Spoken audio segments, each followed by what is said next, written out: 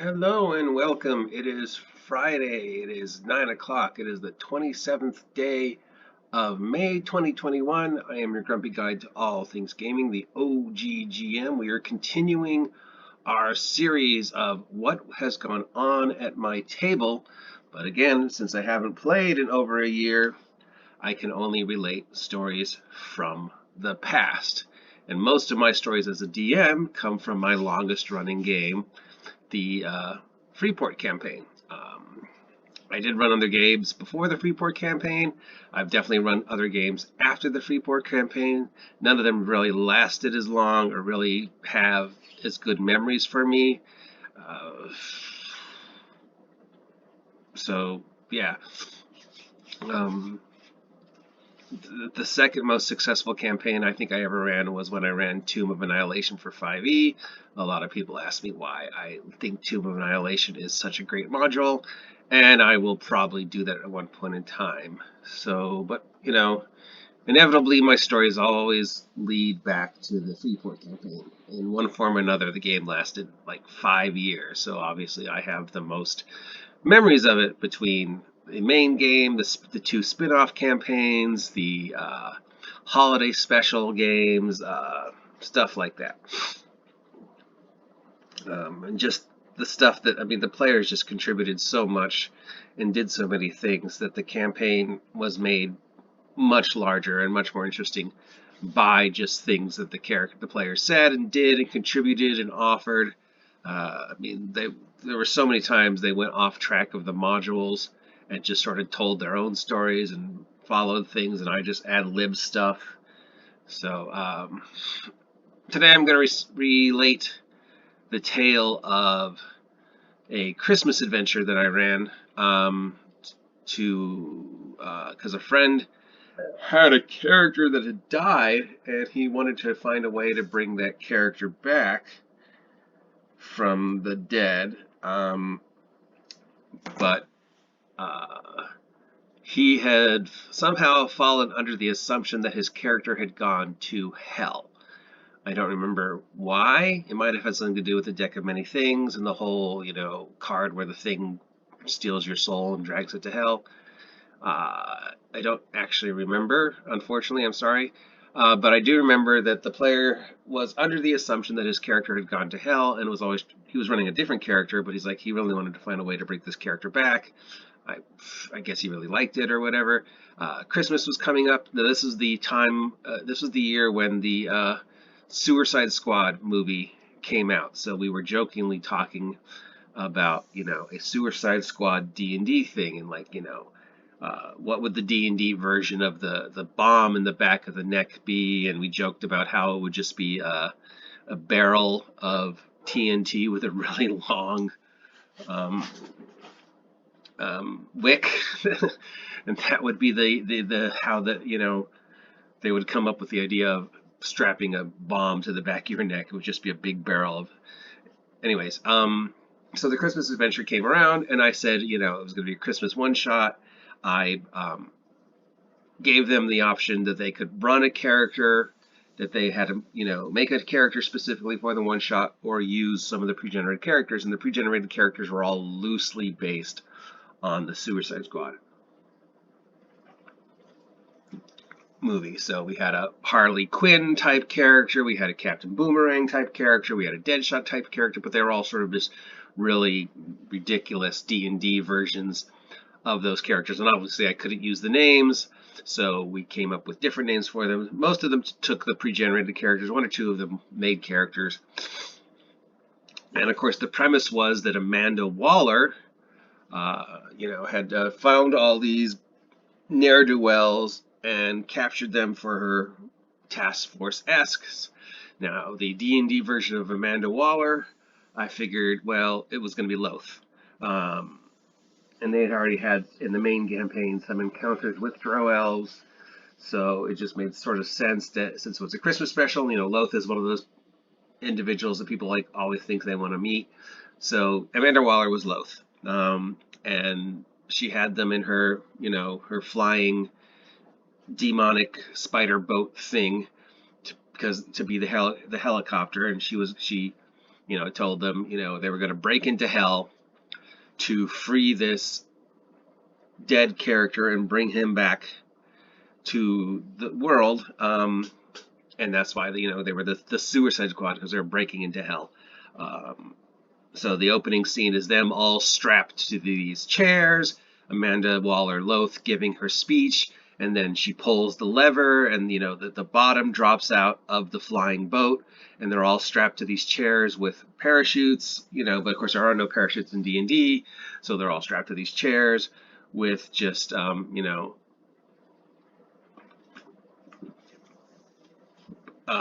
nothing, because there's no parachutes in D&D.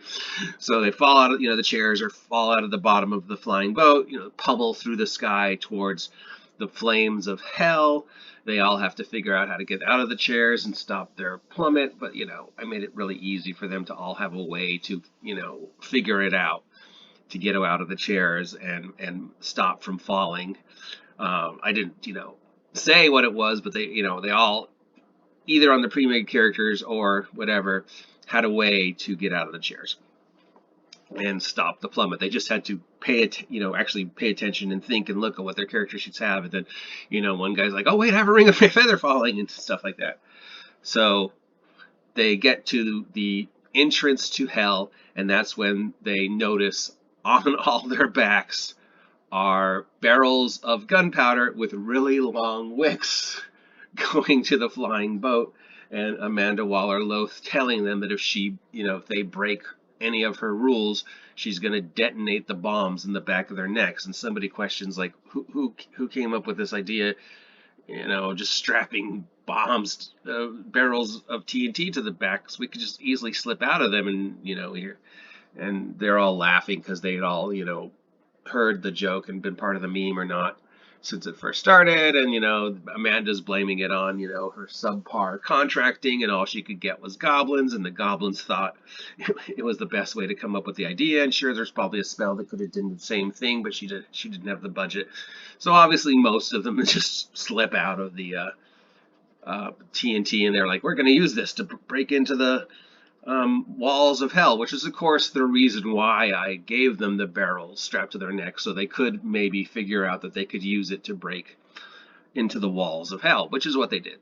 You would think that the walls of hell would be resistant to explosions and fires, and of course, I was like, well, these are the walls of hell. They're probably going to be resistant, but go ahead, you can try. So between the TNT and just other player shenanigans, they did make a very small hole in the wall, and they broke into hell.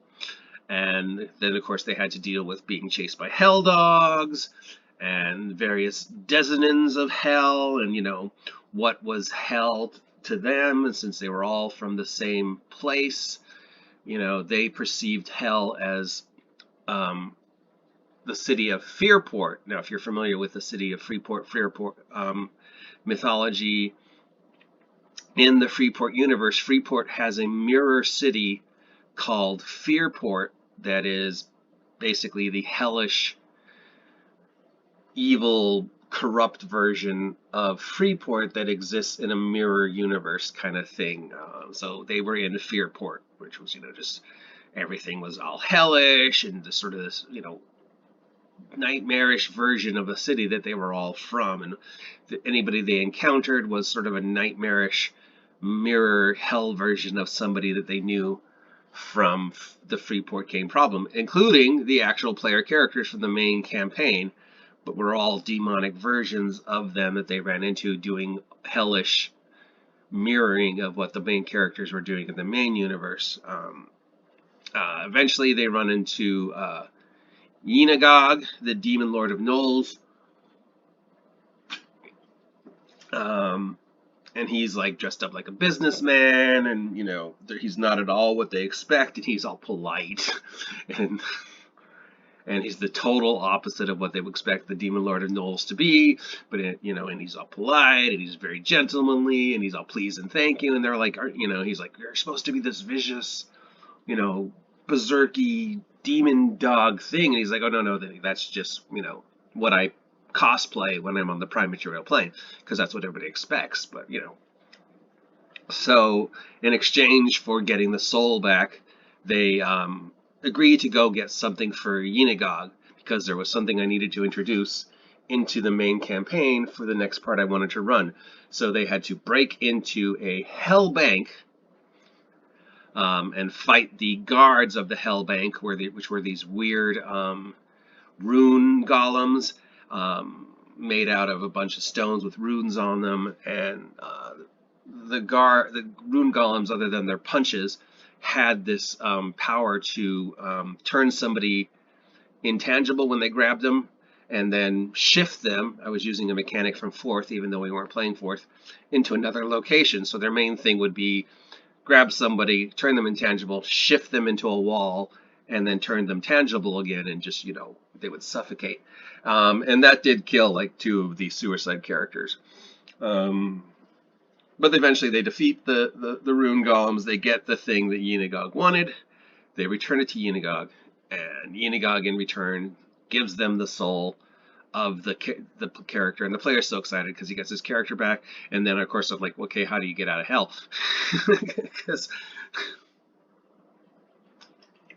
And then they have to go back the way they came, and there's another fight with demon dogs, and now the alarms are off, so they're being chased, and another character died. I think the Harley Quinn character got taken out. But eventually they figure out a way to escape from hell by signaling the boat, and they make their way off. And that was the Christmas special. It was like 4 hours. Everybody had a great time. They got to fight demons and, die in really weird, hellish, hilarious, outrageous ways. But since it was a one-shot, and they were all disposable characters anyways, and then we ended it. And then I said, anybody whose character is still alive at the end, anything they brought out of hell would transfer to their actual characters in the real game as the Christmas present. So if they took, gold out of hell, that gold transferred to their main character in the real game. If they took a magic item out of hell, of course, most of them didn't really take anything because they didn't think of taking anything. A couple of them took minor things, but they did take one magic item that a character ended up with. But other than that, they were actually not that greedy, probably because there was just non-stop them being chased and being shot at, and everywhere they looked. There was one encounter where a bunch of hell demons had basically a ballista, and they shot the ballista with a tree trunk right through the chest of one of the characters. That was pretty gruesome. He was pretty upset about that one, because it was early in the game. But I had a stack of characters, so if somebody died early in the game, they could just run another character, so everybody was still felt like they didn't have to leave the one shot. But yeah, so they escaped, and the player got the soul of his character. So in the main campaign, they were able to eventually find a way to bring that character back to life through normal D&D shenanigans. And there we go, another story from the Tales of Freeport. If you appreciate this content, let me know. If you'd like to hear stories from me as a player as opposed to a DM, let me know. If you haven't subscribed yet, please subscribe. Help me hit 500 subs by August 4th, and we'll do something crazy. We will continue this series of adventures in Freeport, if that's something you want. I am your grumpy guide to all things gaming. It is Friday. It is 10 o'clock. It is the 27th of May. Have a great day. Have a great weekend. No, it's Thursday. It's not Friday. It's Thursday. I'm sorry. And get off my lawn.